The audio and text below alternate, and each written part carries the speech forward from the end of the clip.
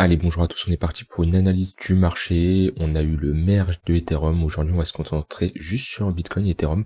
On a un marché qui est en train de saigner avec voilà un Ether qui est sur les moins 9%, un Bitcoin sur les moins 2% qui résiste pas mal, hein. Le Bitcoin qui resurperforme Ether, et on verra la charte Ether contre le Bitcoin. Donc on verra aujourd'hui les deux mastodontes.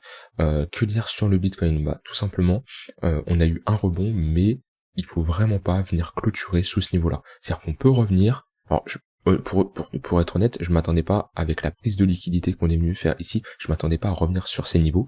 Et pour moi, si on revient sur ces niveaux, c'est pour aller rechercher la liquidité ici et ici. Pour moi, on a pris la liquidité là, il n'y a aucun intérêt de revenir sur ces niveaux, sauf si c'est pour faire un nouveau plus bas. Le marché a liquidé les gens, il devait repartir tout simplement vers le nord, revenir chercher au moins les 25 000, il ne l'a pas fait, c'est que les acheteurs n'ont pas assez de force pour repousser le marché vers le haut, et on va sûrement venir chasser la liquidité sous ces creux-là. Alors c'est une éventualité, mais moi c'est pour moi le scénario que j'anticipe pour le moment. À savoir que si on clôture sous ce niveau-là, ça sera vraiment bearish, parce qu'on fera en weekly un M-top, donc un creux, un sommet, un creux, un sommet et un creux plus bas que le précédent. Ça serait vraiment bearish, et quand on fait des M-top, bah en général c'est très moche, hein. Voilà, on voit ici, on a up un M-top, on se retourne, et voilà, les M-top c'est l'inverse des W, et dès qu'on fait des M, c'est moche. Voilà, ici on a un M-top, c'est pareil, et c'est rare qu'on en fait, parce que ça, on est quand même sur des grosses figures, mais qu'on en fait, généralement, c'est un top de marché. Ici, on en a aussi, et là, on a des M, dans des M, dans des M. Donc vraiment, là, on est vraiment sur une structure.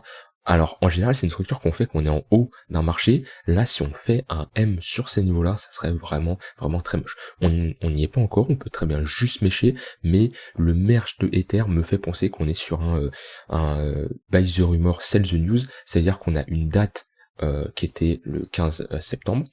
On va avoir un buy the rumor, ça veut dire que pendant toute l'attente avant le 15, les gros portefeuilles vont acheter, ils vont faire monter le prix de Ethereum tout simplement, et au moment où on a la news, et ben les gros portefeuilles ils vont vendre pendant que tous les autres vont acheter, parce qu'ils vont FOMO, ils vont se dire ok c'est une nouvelle, ça va monter de ouf, et du coup là on a un set the news, et le cours va retracer. Pour moi on est dans cette configuration là, et si vous regardez mes autres vidéos, mes commentaires sur Discord, etc., j'ai toujours dit, je m'attends à l'ouverture du merge, enfin pas à l'ouverture mais après le merge, les prochains jours, les prochaines semaines, qu'on ait une grosse baisse sur le marché crypto.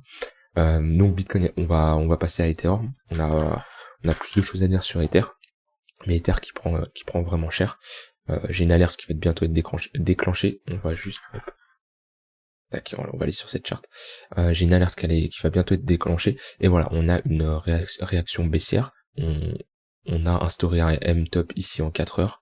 Voilà, on a cassé le bas du range. Là, on a rangé le temps de l'ouverture du merge. On a une grosse volatilité ce matin. Alors, on le voit à l'annonce du merge ici, on a une très grosse volatilité. Alors, une grosse volatilité sur une unité de temps court terme. Ça, si je me mets en 3 minutes, voilà, on voit que ce matin, il y avait une grosse volatilité avec l'annonce. Et là, on est en train de corriger, de dump tout simplement de manière assez sévère. C'est pareil, on est sur une configuration en M-top sur Ether, si on casse ce niveau, donc faut vraiment pas le casser. Et si on le casse, on aura un retour à minima vers les $1200. Et pour moi, un M-top sur ces niveaux, ça peut nous faire descendre le prix beaucoup plus bas. On avait noté qu'on avait une zone d'imbalance ici à venir combler avec un déséquilibre de marché tout simplement, qui est au niveau des $732 qui n'a pas comblé totalement, on l'a comblé partiellement, donc on pourrait revenir chercher ce déséquilibre de marché. J'ai sorti une vidéo où je parle de mon analyse sur Ethereum, les scénarios que j'envisage pour racheter de l'Ethereum en fonction de si on baisse, en fonction de comment se passe le merge. J'ai sorti la vidéo il y a 2 jours, je vous invite à aller la voir, puisqu'elle vous dit clairement là où sont mes zones d'achat pour les prochains jours, si on dump ou si on pump tout simplement. Mais là, en l'occurrence, vu comment le marché réagit, on est sûrement dans un sell the news, donc les gros portefeuilles qui vendent tout simplement la nouvelle. C'est quelque chose qui est assez anticipable, tout simplement parce que il y a énormément de gens qui FOMO l'ouverture du merge, qui achètent, que ce soit en spot, en contrat dérivé et tout, à l'ouverture du merge, voilà, ce matin. Et les gros portefeuilles profitent de ça pour vendre, tout simplement pour absorber la liquidité. Dites-vous que quand vous achetez, en face il y a des vendeurs, c'est toujours comme ça. Et ça peut être tout simplement des gros portefeuilles. Et de toute façon je le voyais qu'il y avait beaucoup de FOMO, même avant ça, c'est quand je sortais des vidéos sur Ethereum et je prévenais en avance que le merge arrive et tout, souvent on me disait ouais, t'y connais rien, non, au contraire, ça va pump. J'ai toujours dit, ça n'a pas d'influence sur du court terme. Sur du court terme, il y a rien qui change. Par contre, sur du long terme, entre la baisse de l'électricité, Ethereum qui va être déflationniste, là oui, sur du long terme, ça va jouer, mais sur du court terme, non. Sur du court terme, c'est juste un piège à débutants, tout simplement, les gens qui vont long de manière assez bête, tout simplement, parce que on n'achète pas une nouvelle, puisque tout le monde achète la nouvelle en fait, et vu que sur le marché il y a plus de perdants que de gagnants, bah vous achetez comme tout le monde et du coup bah vous perdez comme tout le monde.